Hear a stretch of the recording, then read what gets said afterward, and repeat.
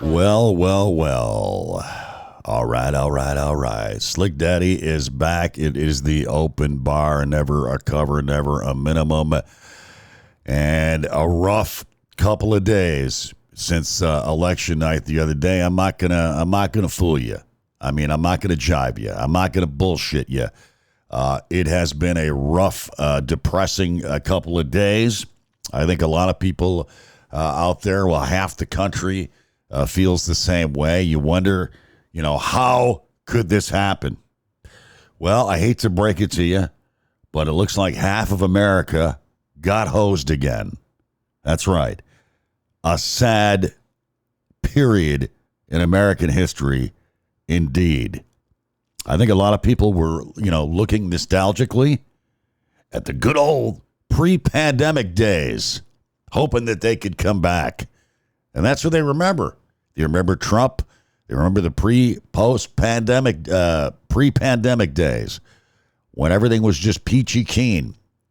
And unfortunately, we can't go back to that time period, and prices are not going to go back to that time period. Gasoline's not going to go back to $1.50 a gallon because nobody was driving. That's why gasoline was $1.50 a gallon.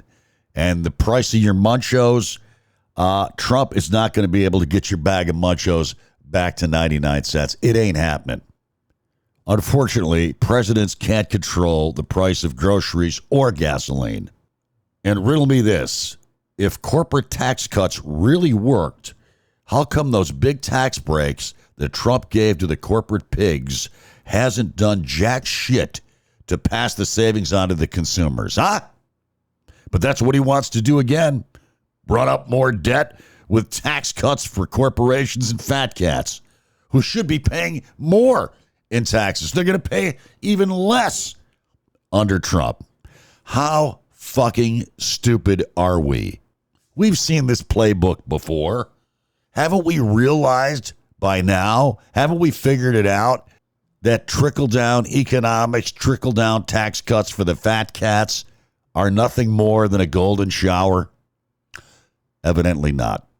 And so, yes, we have once again elected a deranged person in mental decline with a condition known as malignant narcissism. Look it up.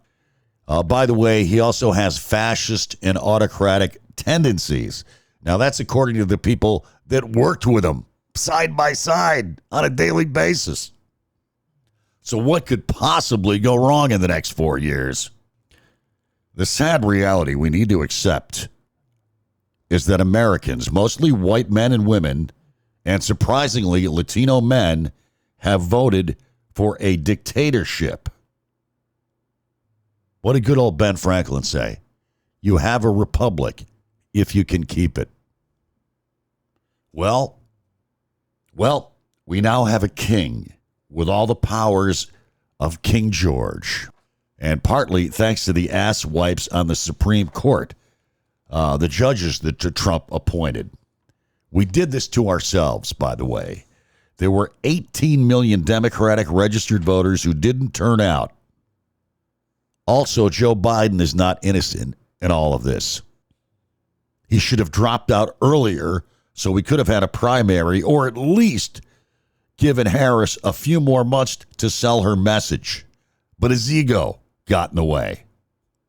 I mean, Harris only had, 90 days to put a campaign together?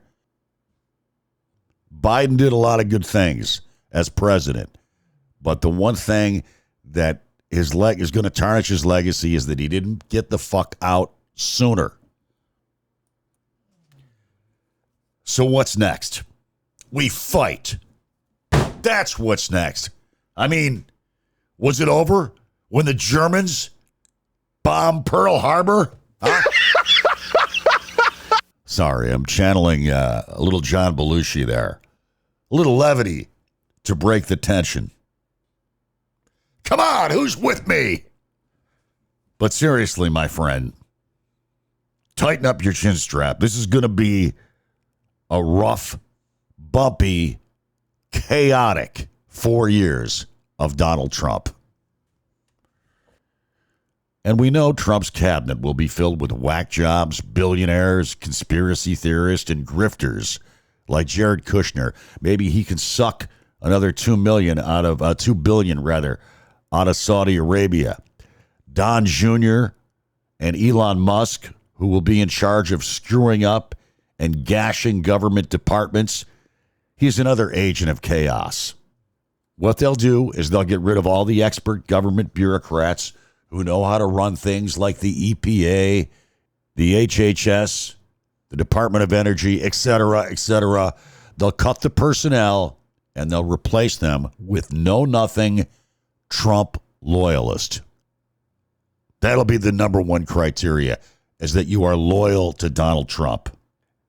And Elon Musk, what is he going to get out of this? Well, he's going to get some big government contracts out of this. We know Musk gave $75 million to the Trump super PAC. And let's face it, they put a tariff on China's electric cars. That would help the declining sales of Tesla, would it not? Now you know why he bought Twitter. And hey, sleep well at night knowing that crackpot, worm-brained Bobby Kennedy Jr. is going to be in charge of the FDA. I'm expecting measles to make a big comeback under his watch. I can't wait. So Trump now has a seat at the oligarch table with Putin, Musk, Peter Thiel, Jeff Bezos, and a cast of other plutocrats. Of course, Bezos pulled the plug on the Post endorsing Harris, afraid it might hurt Amazon and his other business interest. And sadly, the power of traditional media to inform, debate, and call out what's actually going on is dying. You know Trump voters don't read traditional media. They get their news from X or TikTok. But make no mistake, these billionaires will suck every drop they can, turning public goods into private assets. And hey, don't hold your breath for taxes to be removed from overtime pay, Social Security, and tips. That's just Trump talking out his ass. Just like he was going to have the perfect health care plan that was going to cover everybody and be cheaper than Obamacare. And just like Mexico was going to pay for the border wall.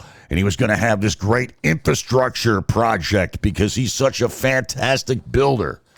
Face it, tigers don't change their stripes. And at 78, Trump ain't changing.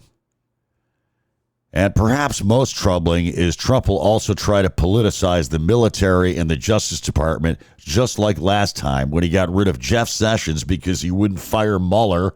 You remember that? During the Mueller investigation, even William Barr resigned at the end because he wouldn't go along with the whole election fraud lie. He told Trump it was bullshit. And of course, Barr also said that he should never be near the Oval Office again. And how about when he told General Milley, can't we shoot these protesters in the legs or something? But the sad reality is people overwhelmingly said, hey, yeah, mass deportations, an authoritarian dictator like dude, sure, we'll take that over a woman any day. We'll take their eating the dogs over lower price prescription drugs, help with a house down payment, help with home care for your elderly parents so they can stay at home, middle-class tax cuts. Yeah, it didn't stick with people. So what is Trump policy? What is he going to give people in the end, besides tax cuts to billionaires? He'll give you the right to be a bigot and an asshole. And for some people, that's everything. That's where we're at in this country right now. By the way, half the farm workers in the United States are undocumented immigrants. So if we send all them back, I don't know, maybe you got some friends who want to pick corn for $10 an hour. Huh? Hey, you Trump fans out there, I don't know. I'm just putting it out there. We're going to need help. Or we're going to have to start importing our veggies from Guam. Anyways, that's all I got for now. Up next, we'll talk some football here on Slick Daddy's Open Bar. Streaming on all the major platforms: Apple, YouTube, Podbean, Spotify, Amazon, iHeart, Podchaser, you name it. And of course, if you can't get to any of those, just get to slicktom.com and you'll be hooked up. All right. Remain calm. Circle the wagons. Keep up the good fight. Go Bills. Live fast. Die old. Weed, whiskey, and Warren Zevon. And remember, it ain't over until we say it is.